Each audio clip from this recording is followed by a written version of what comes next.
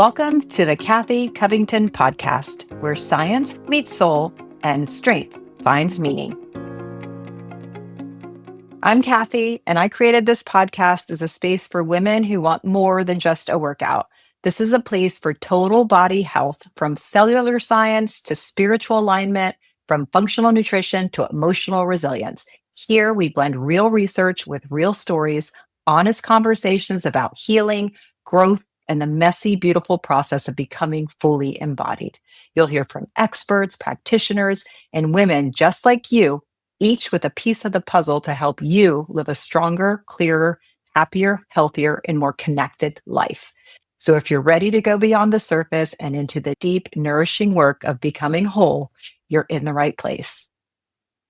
Welcome to Embodied, where we explore the science of living well, mind, body, and connection. I'm Kathy Covington, founder and CEO of Mantra Pilates Studios, a strength-based Pilates movement with locations in Florida and Southern California. And today I'm sitting with Luuk Melisse, founder and CEO of Sanctum. And Luuk, what is Sanctum? Because I've experienced it firsthand and I still find it hard to describe. It's not really a workout. It's not really a meditation. It's not a concert. It's somehow all of those things at once. And honestly, something else entirely.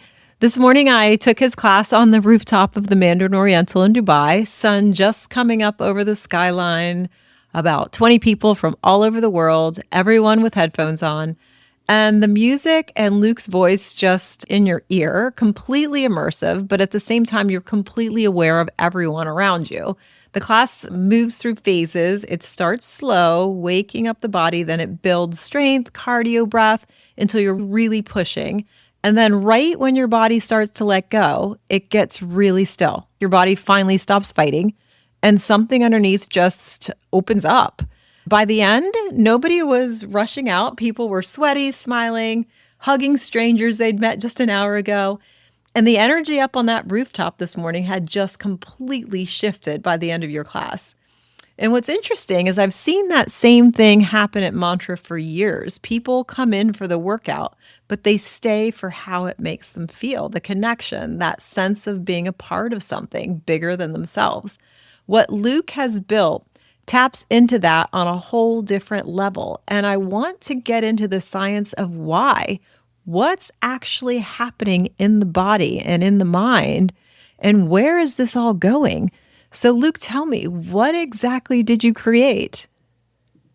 Those are big questions. First of all, Yeah, there's a lot of questions there. a lot of questions. A lot to talk about. First of all, thank you for having me here. It's a real pleasure to meet so many inspiring souls at the Global Wellness Summit.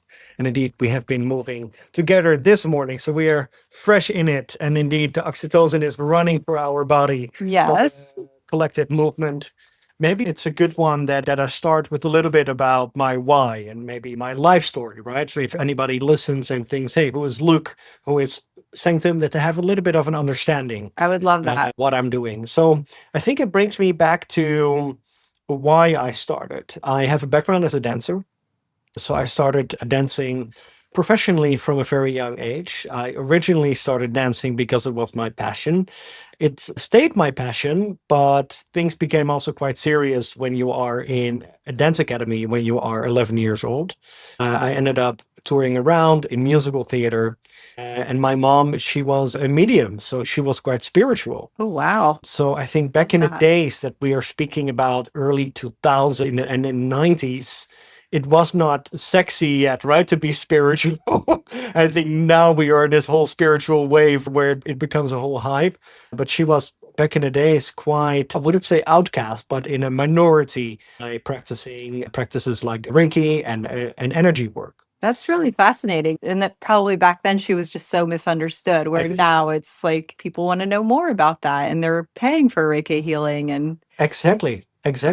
She passed away when I was 21 years old. And actually, it's quite interesting that the most impactful situations in your life also help you the most, right? So before she passed away, I was a little bit embarrassed of her, right? Especially as a teenager, you are against everything your mom is doing.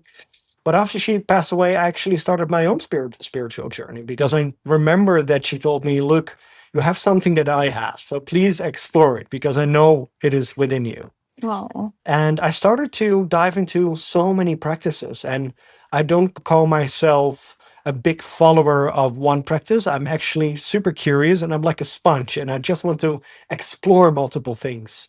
So I explored the power of Kundalini yoga. I explored the power of meditation. I explored the power of Buddhism. And I did the most crazy things as well. I went into a vision quest where I had to live in the jungle for 4 days without food. I did my first Vipassana last year, which is a 10-day silent meditation. So I'm super interested by ancient practices. And the more I dive into mainly Eastern ancient practices, the more I see and feel the power of it, right? There's a certain knowledge that is within those practices. And long story short, around 5 years ago, a little bit longer because Sanctum started 5 years ago and I started creating it a few years earlier, I thought to myself, who am I? I am Luuk. I live in Amsterdam. I am hugely inspired by ancient practices. I love to visit monks on top of a mountain in India, but I also like my Western life. I like to look good. I like to work on my body. I like to go to a party. I like techno music. I have an ego. I don't mind earning money as well. So, how does that work? Can I live in both worlds? Can I have one leg in a more spiritual world? And can I have the other leg in our capitalistic world we live in the western part of the world? So I thought to myself, how about if I bring those two worlds together? And can I create a class where I bring those worlds together? Can I create a class where we combine high intensity movement, Kundalini yoga, techno music, but also mantras? So I really wanted to fuse the best of both worlds together. And the moment when I started to create the sequence and the moment I started to host my first classes just in Amsterdam, it was just me inviting a few friends over. I actually found out And that was 5 years ago it that was you five started years that. ago in the Okay. beginning of the lockdown.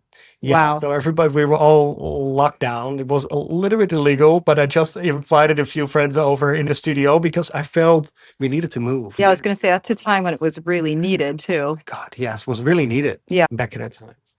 So my first focus was on the sequence because I finally had time to really put the things together that worked for me. But when we started to host the classes, I saw one thing, and that was the communal experience that was so important for people, especially in lockdown. It was like a big realization. We are a species of connection. We need to connect with each other. We need to come Yes. together. And suddenly it hit me because of lockdown. I looked at our society and I saw that we live in a society with a crisis of religion.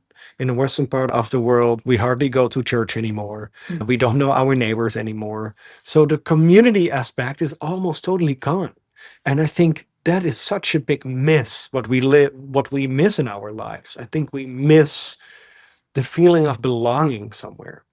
And that was really the start where I thought, okay, yes, I got the sequence, I got the experience. We have something new there, focusing on the emotional, the physical, the energetic. But the most important overarching thing is community. We need to come together. And that is how we started to build up Sanctum. First in Amsterdam, then we opened up in London.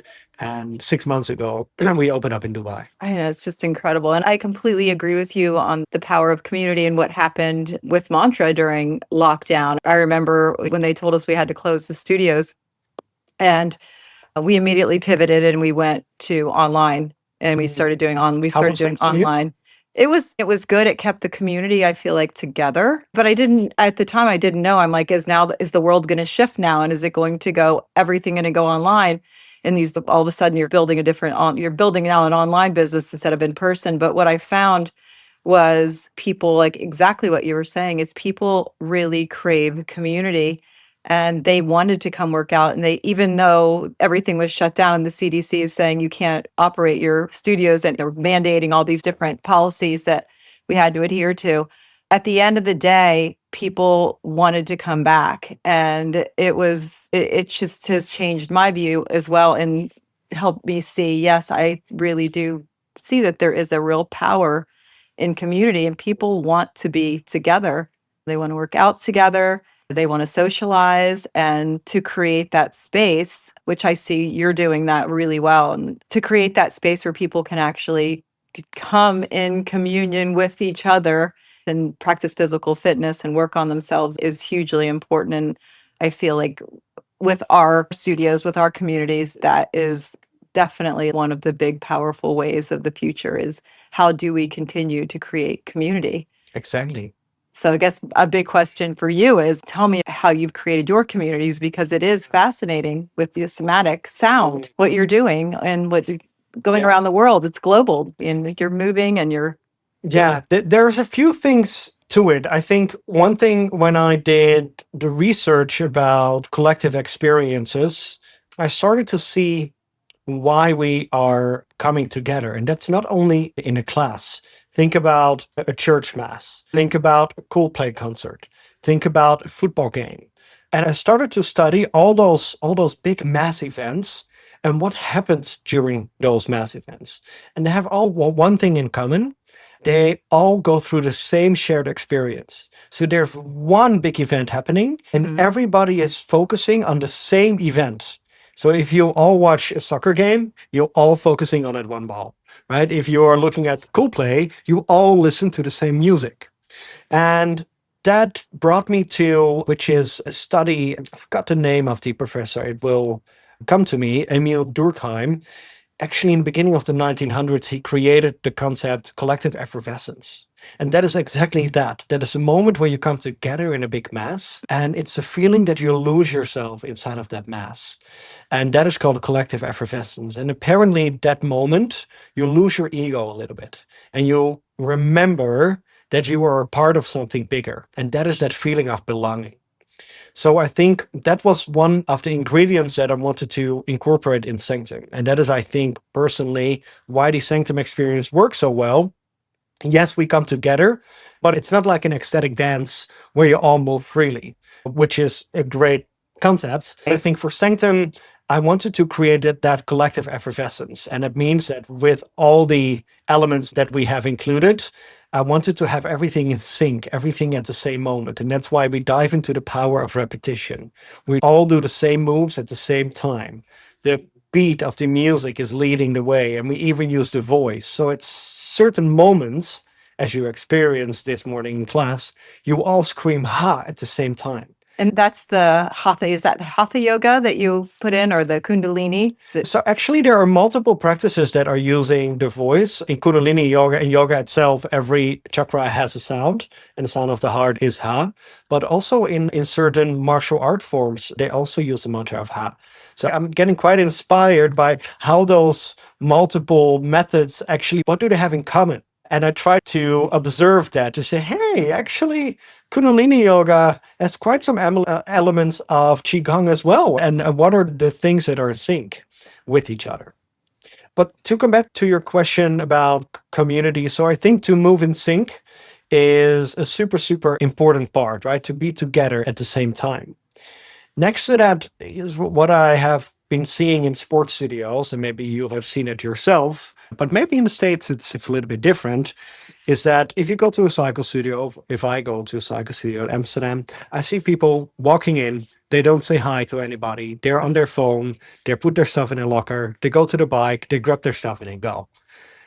So there's still no belonging in those studios. There's still, I struggle sometimes to feel community there. So there's no interaction. There's no interaction. Yeah, between the clients. And what we see at Sanctum is that after the class, you saw it also this morning, people stay. People want to share their experience with each other. They want to give each other a hug. And you inspire, I feel like you really inspire that in your classes. Like what you're saying of you bring people together, you have them doing the same thing at the same time, experiencing the same music, the same rhythms, their body movements, although they can be a little bit independent because you really encourage that freedom of expression, the freedom of self. Exactly. It's like you're diving in deep and going within, but with all of your friends. And almost by the end of class, it feels like they're kind of becoming like your best friends. Like everyone I've come to of your classes, I end up leaving and meeting somebody new. Exactly. Who I'm really interested in. They're just like-minded It's a like-minded community, what you've created. And I think the power of that, the funny thing is I created Sanctum quite from an intuitive part of myself. And I'm now It comes from your mom. Yeah, and right? I'm now starting to back it up with data, right? I think one thing, it's again the shared experience. And I think one thing in Sanctum, which I hopefully you experience that, is the storytelling, right? So yes, we have the movements, but you wear headphones. I'm literally inside of your ear. We have the best microphones. I can whisper in your ear. Every class has a theme. And I think through the storytelling, we really get to your heart, right? Because the storytelling, it's almost like a movie, right? It has a start, it has a middle, it has a key message. I think you broke it down into three sections, three chapters. Yes, we bring the energy up. Then, whilst you're in exhaustion, which is basically the philosophy of Osho, right? The dynamic meditation. Whilst you're in your full exhaustion, we go to your heart, we make a connection, and afterwards we bring the energy up. So we do that through movement, but mainly through storytelling as well. And I think that is the key message and element of Sanctum, why you feel so rejuvenated afterwards, because you felt something. It's about the emotions. You used your body, but because you are so tired and exhausted because of all the moves, you actually open up your heart. And that is, I think, that experience, that shared experience, where you feel like, oh my God, I have a tear in my eye, or I feel my heart, or I feel emotions. Yeah. And that is, I think, what we need at this moment of the world. We need to feel again and express ourselves again. For sure. No, I feel like that's exactly right. Tying into the physical fitness, which I've found at Mantra and in the past was a lot of workouts or even Pilates based, it became so physical and they only focus on the physical. It's like, how do I look? Are my abs sculpted? Are my legs long enough? Or do my muscles look defined? And those are all wonderful things, but there's so much more. And I love that in your class this morning, you point that out, that you talked about the physical, the spiritual, but also the energetic body. And so you've combined all those things beautifully. And I think the world needs more of that. Hopefully soon in the States. That will be amazing. Yeah, I would love to see more of that in the States. But yeah, I also can relate to community and collaboration and just in our space of fitness. And yours is innovative in the sense that it is innovative. You're bringing in all of these modalities into one workout, and then you're combining that and making it into this beautiful community of people that are coming together and forming these new friendships and sharing their energies. And I feel like the world needs more of that also in business, amongst other studio owners, amongst other founders, CEOs. And we're not competing against each other, but we're actually here to enhance each other's lives and support and lift each other up. And I think that for Mantra in particular, as we see the market in the US, especially in my space and Pilates, as it becomes more and more saturated with more studio owners, looking at that is opportunity for growth of everyone, because we can all lift each other up. Exactly. So how do you see the future of Pilates and reformer Pilates? Because there's a huge hype around it as well. I'm really curious how you see the future of it. So I think Pilates is here to stay. I've always thought Pilates was here to stay. Since the holistic principles of Pilates are there, which is a lot of breath, extreme amount of breath, core concentration. All of these things are fundamental parts of fitness. And what I feel like over time we've lost with all the different types of Pilates coming into the world and different styles of Pilates, it's gotten lost a little bit into the physical. And I want to pull it back, and exactly what you're doing with your classes, which I completely respect and honor, is bringing it back into self and really getting in touch with our breath, with our inner self, getting in touch with who we are, because it really is a meditation at the end of the day. And it's a time then we can come in together in community and meditate. You leave your phone at the door and now all of a sudden you're just there and you're focusing on yourself. So to answer your question, I think Pilates is here to stay. I think it's a wonderful workout. I think it's trending heavy right now. And I think that's TikTok and all the social media platforms that have gotten out there. Yeah. But for Pilates and matcha latte, right? Often see. Yeah. But I like your explanation about it, right? Because it's so much more than that. Yeah. It's so much more than just the trendy workout. And so I feel like what's happening is it's getting a little bit lost right now, and bringing people. I really want our community, and I'm trying to lead my team in that. Look, we can't just focus on this physical aspect. We want that. We want beauty is important, Actually, I'm talking to a physician from University of Pennsylvania who studies neuroaesthetics. The neuroaesthetics, sound, beauty, what we see is all important, but it's important in a vast array of ways that our mind can connect to beauty, right? And beauty can look very different for very many different people. But yeah, Pilates it's an amazing workout. It's wonderful for the body, the stretching, the breath work, but you have to really focus on how you teach and train, which you're doing with Sanctum. I'm so impressed by how you do it. Still needs to be really, I feel like there's a lot to focus on that. And then there's trainers that are trained and are teaching after training for 1 weekend or 2 weekends that really don't understand the body quite yet. So I feel like we have a lot of room and for growth and how we teach the body and how we use it and how we deal with clients. And there's just a lot. There's a lot to do, but I feel like it's a very sustainable workout that's wonderful. I think for men and women. In general, the funny thing as a side note, I used to be a reformer Pilates teacher. You did? In my previous life. Okay. But the interesting thing, what I start to see now is I've been focusing heavily on the Sanctum Academy, right? So we are now operating in 4 markets. So we call our instructors guides. So we have 30 guides right now.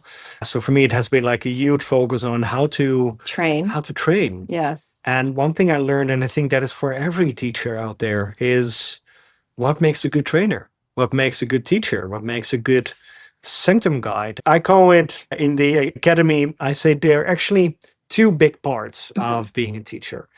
The first one is I call it your driver license. You just need to know everything about the sequence, about your body, about the music, about the timing. It's almost like learning driving a car, right? You need to look in your mirrors. You need to know what this is. You need to really understand every single ingredient of the physical experience. Yeah. So that is in a reformer studio, also the machine and everything.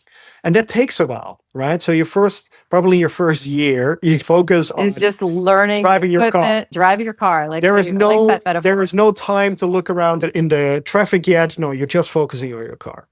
But I think, and I think for all teachers, in my opinion, that is the base. Once you know how to drive your car, no matter if that's a Sanctum sequence or a Pilates class, then the interesting part starts to happen. Because then you can hold the space. Then you can focus on storytelling. Then you can focus on reading a room. What does this room need? Every room needs something different. So I really try to put in the academy those 2 things, and both are equally important. You cannot hold a space if you don't know how to explain a move. You cannot hold or tell a story if the execution of the move is not right. So I think those 2 are super, super important in, I think, any class. So your academy, so you've created your own training program for Sanctum trainers, and that's when you're referring to your academy, and that getting down, and that's with any workout or any sort of training program, really understanding the principles first, right? Exactly. That you can know what you're teaching or know the basics, just like you study a biology book, right? But then to apply the biology practice is very different, but learning that underlying application. So tell me more about that training program, like how you've created it. Yeah, our training program is an internal program. So we only host it for talents in which we see potential. So it's not that everybody can just join the Sanctum Academy. It's our quite intimate academies, between 4 and 8 people per academy. And we host an academy nowadays almost every month in every single market. And it is an intensive. So we host it for talents who already have experience. I think that is an important one, right? So you need to know the basics. You need to, especially for Sanctum, you need to know how to count. So is it a combination of online? And so we have a hybrid model. I started a hybrid. So someone in the United States, for example, which you're going to grow into the US too. You're growing everywhere because you can't not grow with what you're doing. Interesting. Like how do you train for your growth? Yeah. So we are growing super fast. So until 6 months ago, I was hosting all the academies myself, and it was just me offline, right? I had created, of course, a whole script, and I knew exactly we have workshops, and there's a lot of execution, a lot of demos, a lot of feedback on the go. I think it's really important to just do as well next to all the theory. But since we are growing so fast, I finally hired a head of content and talent. Her name is Kaya, and she is really taking over all the academies and all the trainings and also also the guide management, because we already have 30 guides and we want to manage them well. So the moment I hired her, and she's doing amazing, I love her, we were also thinking, but the story of me and the soul of me is so important as well. So how are we going to do that? Yeah, the soul of Exactly. you And being you the see, as a founder, Yeah, you have it's your baby, it's your it's your creation. baby. And Yeah. it's me, it's my story, right? Yeah, it's a beautiful story. So we started to create a hybrid model. So the most important working sessions and theories I recorded in a video. So we have a special application for our guides in the academy. So they have offline sessions, and connected to every offline session, there is a digital masterclass. So in that way, they have endless studio time where they just have to do, there's feedback on the go, there's personal attention. And next to that, they have a digital time with me where I'm going to bring them to the whole Sanctum story, philosophy, etc., etc. So digital live time, or is it digital, like Digital pre-recorded. Okay. Yeah. Which is the wonderful way to Exactly. share. Yeah. So we really see that combination works, right? So they get the information from the founder, and then next to that, they have the offline live sessions where they get feedback on the go. Okay. So tell me more about the storytelling that you do when you're in a workout. So, Yes. which I think could be really important for trainers to relate to So clients, but that's the hardest thing to explain, I think. And it took me years and years. I got into a moment where I lose myself when I teach. So literally when I start teaching, and it's also because of the sequence, it also helps me. it's the presence. You're in your flow state. I go into a flow state. Yeah.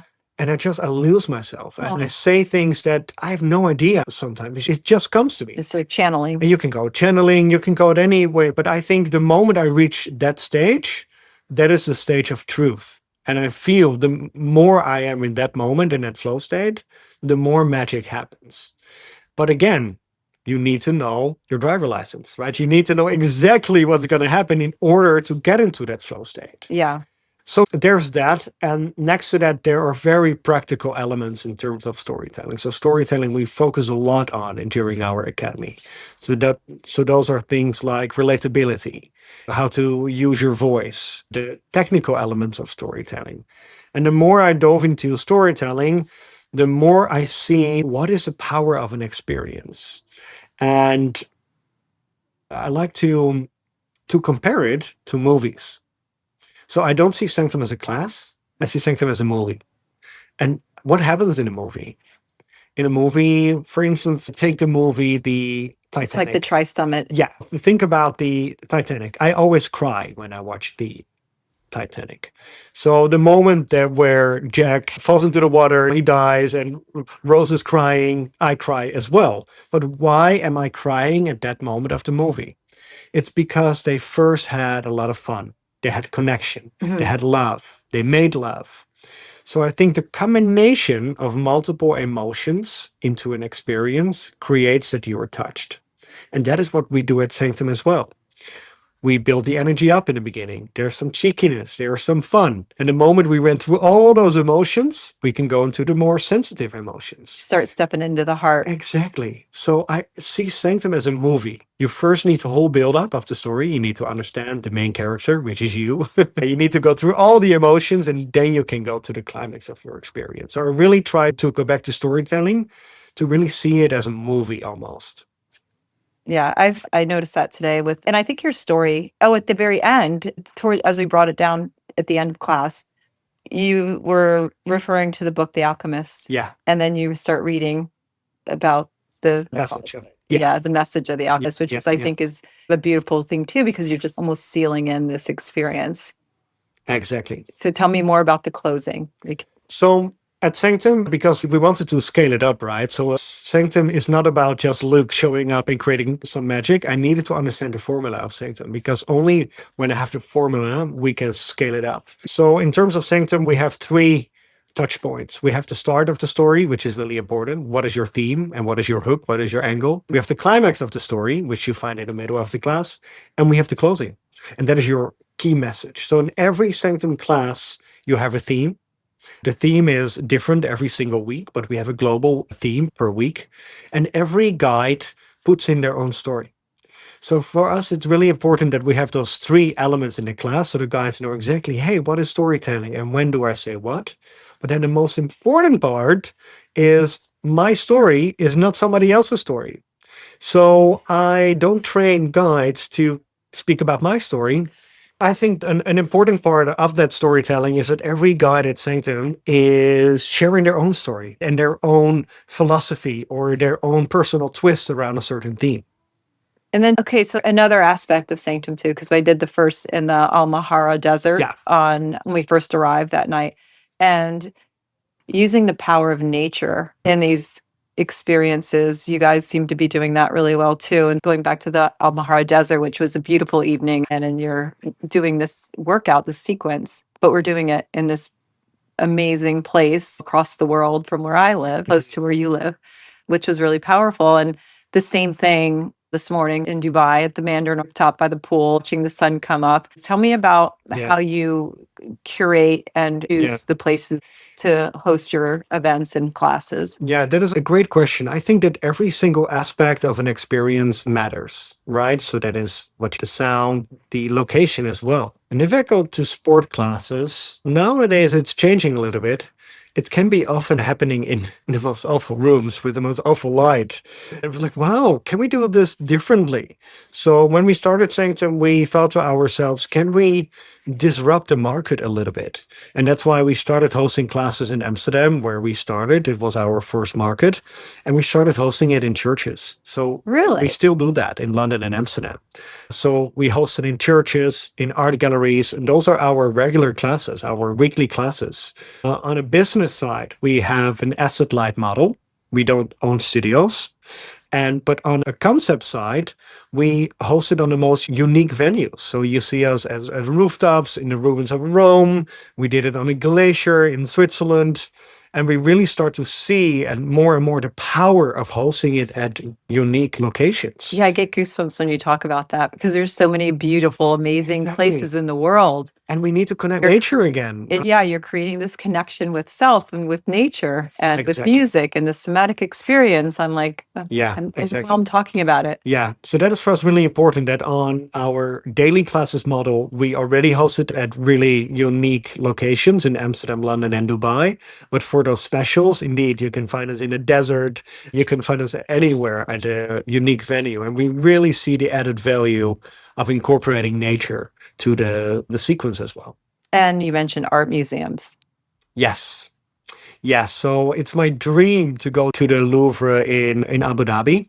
So fingers crossed. Are you making that happen? We are doing our best. Okay. But there's so many amazing venues. And actually what we have seen in the past and now as well is that so many venues and companies are welcoming the idea of incorporating the Sanctum experiences with their venues. So I'm really grateful for that. It's nice too, because with the Sanctum experience, you have a headset on. So you're moving, which is interesting in class this morning. We're moving in sequence and we're moving in community. However, it's not disruptive at all. You don't make sound. We don't make sound unless you're cueing to make sound. Other than that, it's a really peaceful way to go out into a big space. There's no big speakers. No, exactly. Yeah, so that's fascinating. So I hope you do get to do it at the Louvre in Abu Dhabi.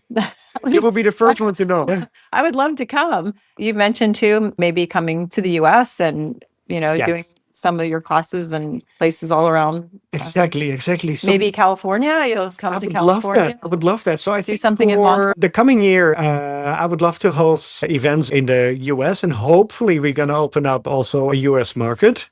In the meantime, in January, I can share that already with you, we are going to launch our digital platform. So that's going to be a full immersive experience on our own created Sanctum app. So you can join experiences between 5 minutes and 45 minutes. So you can join our signature sequence, which we film at unique venues in a very unique way. But when someone comes on to one of your online classes, will they wear a headset as well just to feel? Yeah, so we advise them to wear a headset. The next stage would be that we will create our own headset for the digital platform, but that's going to be a later stage. So the first stage is launching the app itself and the experiences itself. And one of the offerings which I'm really excited about is that we're also creating immersive hikes. So you can take yourself outside through the digital platform. So my voice only for the outside experience. So we take you off your screen, will lead you. So I tell you, please walk outside, and I will That is so cool. give you instructions when to move and when to stop. So that's our first stage. And my dream is that we're going to create destination walks as well in Central Park, in Hyde Park, in London. So yeah, we are really creating some unique offerings there on the digital platform. So like walking meditations, but instead of Adding some mindful movement. Yeah. as well. Yeah. movement Exactly. meditations that you Exactly. can use Exactly. anywhere in the world. Yeah. And so that's on a digital platform. And so people can look out for that in January. In January, we have Okay. our official launch. Wow, so Yeah. exciting. So many neat things coming up. I'm really impressed with what you're doing, the inner work that it brings. There's a lot of depth and a lot of feeling that comes in the classes, which is not only is it an active meditation in physical, but it really dives deep into self. And I felt that exactly what you're explaining here is I felt it. What is it? Where are you? What does it look like when you walk in? How do you feel? How are the people making you feel when you come into a room? Do you feel community? Do you feel welcome? Do you feel that all you're like when you're in an art museum and that you feel moved because you see an art piece on the wall that particularly speaks to you? So for fitness, especially in brick and mortar spaces for Pilates centers in the future, I feel like it's really important to focus on the aesthetic beauty and trying to create those awe experiences for Yes. clients. Yes. We see a huge wave happening right now where we want to experience more from hospitality to wellness. It's really about how do I get touched, right? Through the aesthetics, through smell, through the service, through the storytelling, whatever it is. I think that's the way of the future is creating these environments that are experiential, that you walk in and that moves a part of you that wasn't moved before. People feel moved. They feel Yeah. special. They feel at home. They feel like this is a place I feel safe. Then they can move into the sense of community, then Exactly. bringing that back over and over again. Creating that in studio space is a little bit more challenging because we don't have the environment of outside, the awe of Yeah. nature. And But we that's can actually create 100%. safety and people need that. And I think that the wave of the future for any fitness studio in a brick and mortar space is creating that feeling and that emotional connection to your clients when they walk in the door. Yeah, I even create some of my own music. Your own curated music and they're bringing in spirituality. We listened to Alan Watts this morning, one of my favorites on love. Rising into love, it's falling in love. And Yeah. I really like the last part that he says, in madness lies sanity, which is such an interesting one, right? Opening up to the madness within yourself rather than focusing on the perfection. There's so many elements involved. It becomes, it's simple, but it's complex. It needs attention and knowledge. And that's going back to the basics. Exactly. I would love to join a class at your studio at Mantra soon. So hopefully, Hope you come to the US. We really want to do, I told you we'd like to put some events together on the West Coast of Florida as well in California. We'd love to do some health and wellness events and bring like-minded people together in community. If we lift each other up, we're all going to be stronger. Exactly. So anyway, well, Thank you so much. Thank you, Luuk. This has been great conversation. I've enjoyed getting to know you during my time here. It's been a pleasure. Thank you for your time and for hosting me here.